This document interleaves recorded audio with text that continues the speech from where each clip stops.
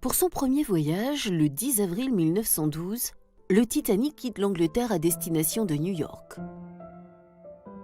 Il transporte 2200 personnes, dont 300 passagers en première classe, 300 en seconde et 700 en troisième. C'est le plus grand et le plus beau paquebot jamais encore construit. Long de 269 mètres, haut de 52 mètres, il est surmonté de 4 cheminées imposantes dont l'une est purement décorative. Le luxe intérieur est à l'avenant, du moins pour les premières classes. Piscine et bains turcs, gymnase, électricité et chauffage dans toutes les chambres, escalier art nouveau, dôme lumineux. L'orgueilleux navire est réputé insubmersible grâce à sa double coque en plaque d'acier. Elle est divisée en 16 compartiments étanches dont chacun peut être isolé des autres par une porte coulissante.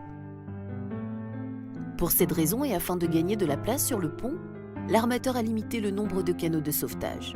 Le directeur de la compagnie veut battre un record de vitesse. Il ordonne au capitaine de pousser les feux malgré la proximité des icebergs. Dans la nuit du 14 au 15 avril, au large de Terre-Neuve, le paquebot ne peut éviter l'une de ces montagnes de glace. Comme il est touché sur le flanc, plusieurs compartiments étanches sont noyés et le Titanic sombre en 2 heures. 1500 personnes périssent dans les eaux glacées de l'océan Atlantique. 700 sont recueillis par un paquebot arrivé au milieu de la nuit. L'équipage et les passagers de 3e classe paient le plus lourd tribut. Le capitaine meurt à la barre. Le directeur de la compagnie va quant à lui survivre longtemps au naufrage.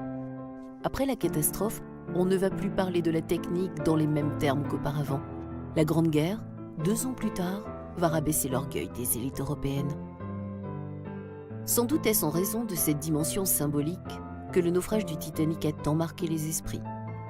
Il continue de hanter notre imaginaire.